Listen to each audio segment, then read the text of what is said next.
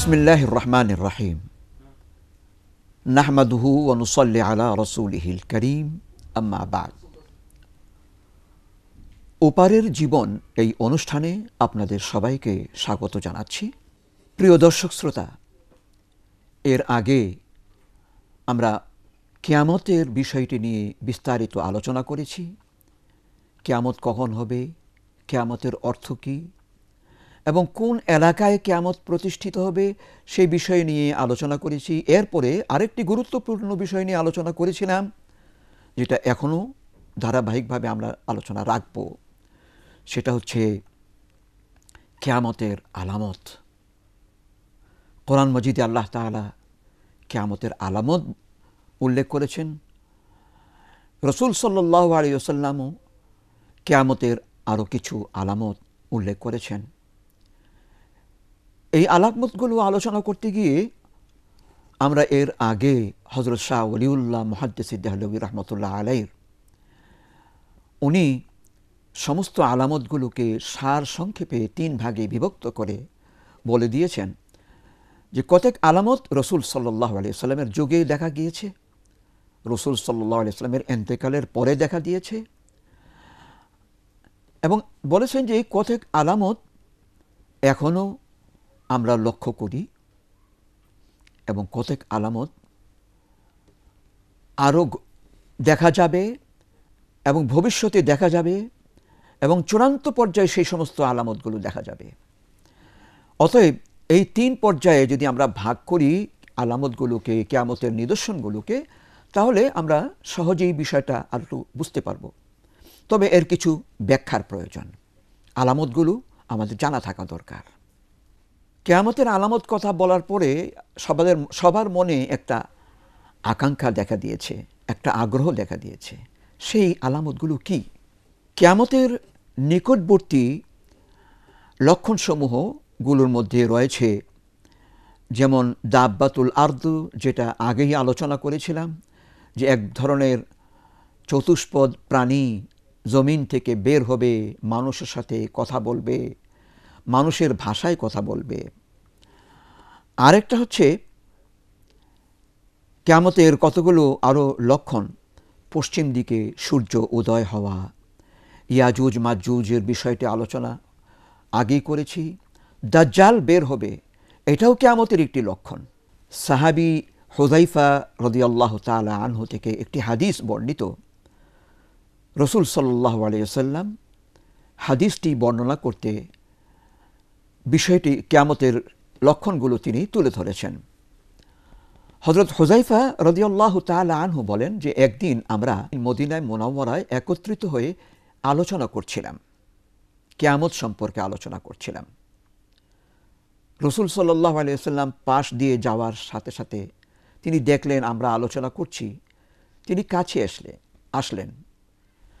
তিনি বললেন যে কি বিষয় নিয়ে তোমরা আলোচনা করছিলা? বললেন, ইয়া রাসূলুল্লাহ, কিয়ামতের নিদর্শন, কিয়ামতের আলামত, এগুলো নিয়ে আমরা পরস্পরে আলোচনা করতেছিলাম। রাসূল সাল্লাল্লাহু আলাইহি ওয়াসাল্লাম বললেন যে দেখো, কিয়ামতের বিষয়টি নিয়ে তোমরা আলোচনা করছো, এটা তো সুন্দর কথা। তবে আমি আজকে তোমাদের জন্য কিয়ামতের কিছু আলামত উল্লেখ করে যাচ্ছি। এটা তোমাদের স্মরণে থাকা দরকার এবং তোমাদের পরে যারা আসবে তারাও যেন এটা স্মরণ করে। রাসূল সাল্লাল্লাহু আলাইহি ওয়াসাল্লাম কিয়ামতের 10টি আলামত বর্ণনা করতে গিয়ে বললেন, আকাশে ধোঁয়া সৃষ্টি হবে, আগেই এটা আমরা আলোচনা করেছি। দ্বিতীয়বার বলা হয়েছে দাজ্জালের আবির্ভাব ঘটবে, ইয়াজুজ মাজুজের আবির্ভাব ঘটবে। 4 নম্বরে বলেছেন রাসূল সাল্লাল্লাহু আলাইহি ওয়াসাল্লাম, এটা একটি কিয়ামতের লক্ষণ, দাব্বাতুল আরদ, অর্থাৎ একটি প্রাণী জমিন থেকে বের হবে। আরেকটি লক্ষণ হলো যে পশ্চিম দিক থেকে সূর্য উঠবে। আমরা অহরহ সবসময় ডেইলি প্রত্যেক দিন দেখি যে সূর্য পূর্ব দিক থেকে উঠে পশ্চিম দিকে আবার সূর্য ডুবে যায়। তো কিয়ামতের দিন কিয়ামতের পূর্ব লক্ষণের মধ্যে একটি হচ্ছে এই যে পশ্চিম দিক থেকে সূর্য উঠবে।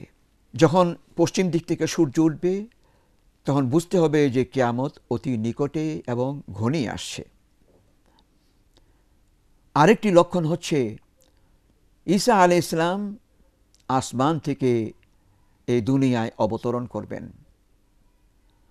হযরত ঈসা আলাইহিস সালামকে আল্লাহ তাআলা তুলে নিয়েছিলেন বনী ইসরাইল ইহুদিরা যখন তার বিরুদ্ধে চক্রান্ত করছিল তাকে আক্রমণ করার জন্য, তাকে হত্যা করার জন্য। আল্লাহ তার নবীকে বাঁচানোর জন্য এই দুনিয়া থেকে তুলে নিয়ে আসমানে নিয়ে গেছেন।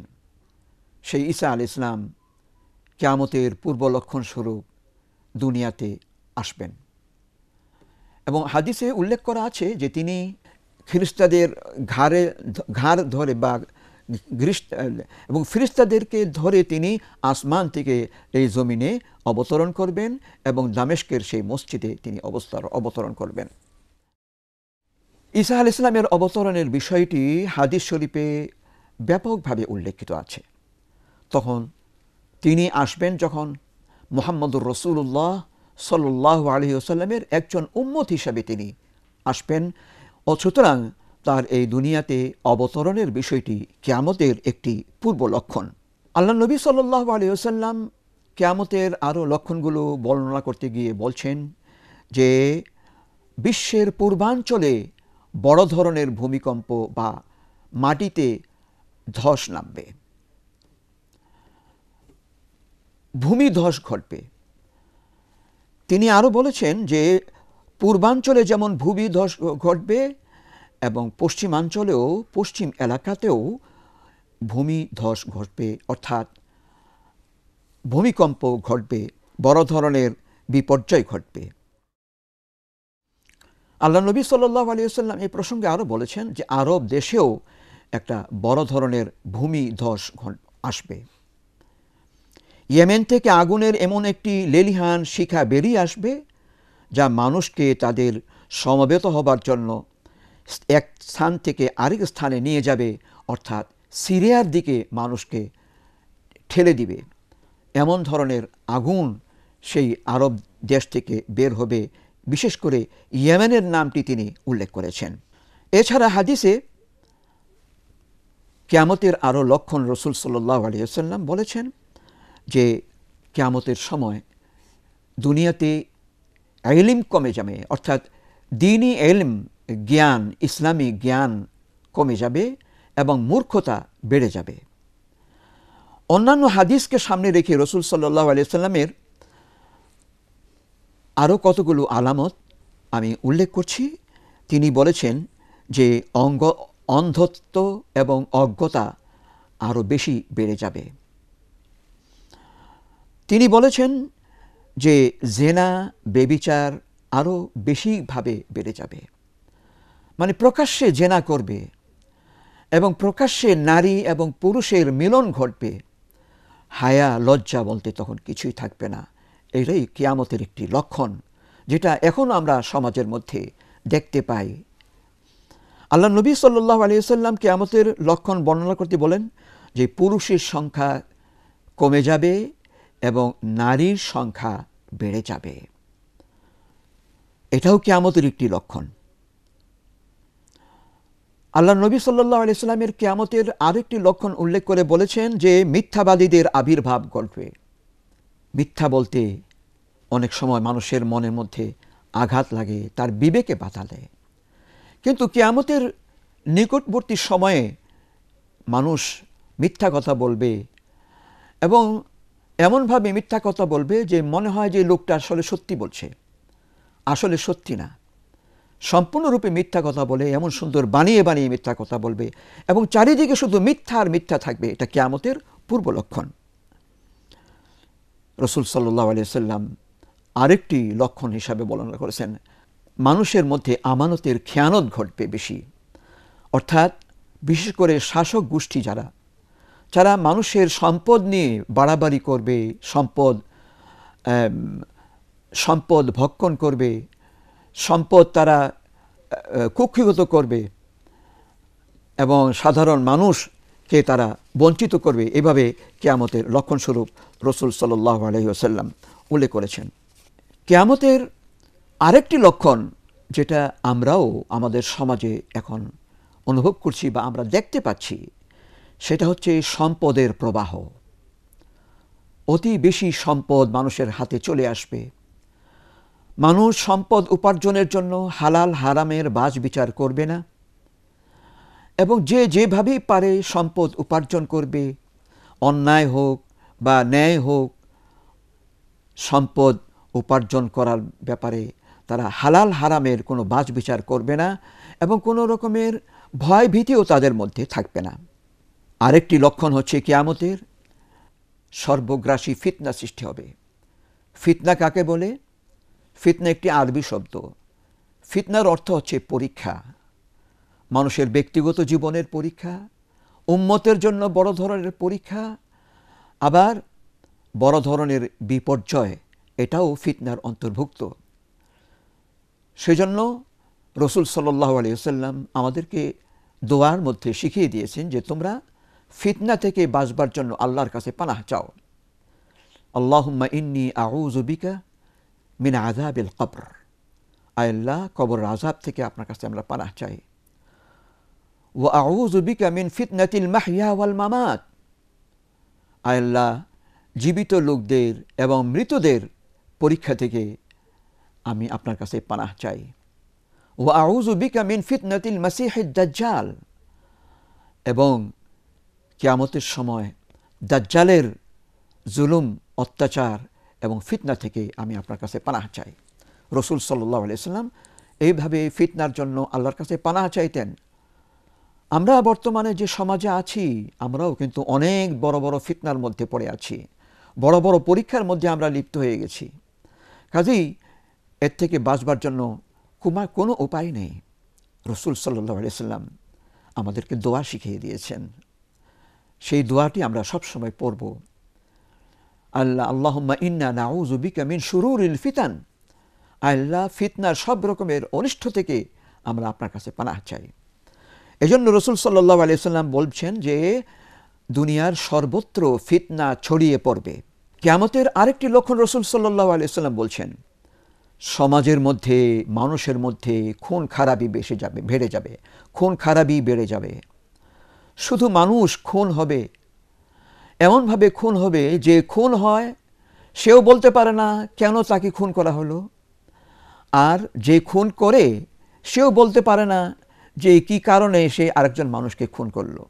নাউযুবিল্লাহি মিন যালিক। এটা সবচেয়ে বড় ফিতনা। আমরা সবাই ফিতনার মধ্যে লিপ্ত হয়ে গেছি। আমরা কিছু করতেও পারি না। এই ফিতনা থেকে বাঁচবার জন্য আমাদেরকে আল্লাহর কাছে পানাহ চাওয়া দরকার, আর কোনো উপায় নেই। তো কিয়ামতের একটি লক্ষণ হচ্ছে চারিদিকে মানুষ হত্যা, এবং এই হত্যাকাণ্ড ব্যাপকতা ধারণ করবে। কিয়ামতের আরেকটি লক্ষণ রসুল সাল্লাল্লাহু আলাইহি ওয়াসাল্লাম বলেছেন, কিয়ামতের পূর্বে অবশ্যই মুসলিমরা ইহুদিদের সাথে যুদ্ধ করবে। স্পষ্ট হাদিসে এই কথাটা উল্লেখ করা আছে। যেমন এক সময় আসবে যে মুসলমানদের আক্রমণ থেকে বাঁচবার জন্য ইহুদিরা পলায়ন করবে, পালাতে গিয়ে গাছের পিছনে আত্মগোপন করবে। তখন সেই গাছকে আল্লাহ তাআলা কথা বলার মতো শক্তি দিবেন। গাছ বলবে, হে মুসলিম, আমার পিছনে ইহুদি লুকিয়ে আছে, ফাকতুলহু, তাকে হত্যা করো। কেমন এক সময় আসবে বর্তমানে সমস্ত বিশ্বে সব কিছু ইহুদিদের হাতে, ইহুদি সম্প্রদায়ের হাতে। যুদ্ধ বিগ্রহ, অর্থ সম্পদ, রাজনৈতিক সব দিক দিয়ে ইহুদিরা নিজের হাতে সব কিছু করে নিয়েছে। তাই মুসলমানরা সবখানে নির্যাতিত, নিষ্পেষিত। কিন্তু কিয়ামতের লক্ষণসমূহের মধ্যে একটি লক্ষণ হলো এই যে মুসলমানদেরকে আল্লাহ তাআলা আবার পুনরায় দাঁড়ানোর সুযোগ করে দিবেন, এবং তখন ইহুদিদের বিরুদ্ধে তারা যুদ্ধ ঘোষণা করবে, এবং ইহুদিরা মুসলমানদের আক্রমণ থেকে বাঁচবার জন্য এদিক সেদিক ছুটাছুটি করতে থাকবে, কিন্তু রেহাই তাদেরকে দেওয়া হবে না। এটাও রসুল সাল্লাল্লাহু আলাইহি ওয়াসাল্লাম কিয়ামতের পূর্ব লক্ষণ হিসাবে তিনি বলে দিয়েছেন। কিয়ামতের আরেকটি লক্ষণ হচ্ছে, আল্লাহ নবী বলেছেন, লা তাকুমুস সাআতু, কিয়ামত প্রতিষ্ঠিত হবে না যতক্ষণ পর্যন্ত এই দুনিয়াতে আল্লাহর নাম নেওয়ার মতো কোনো লোক থাকবে। যতক্ষণ পর্যন্ত আল্লাহর নাম নেওয়ার মতো লোক থাকবে, আল্লাহ তাআলা ততক্ষণ পর্যন্ত কিয়ামত প্রতিষ্ঠিত করবেন না।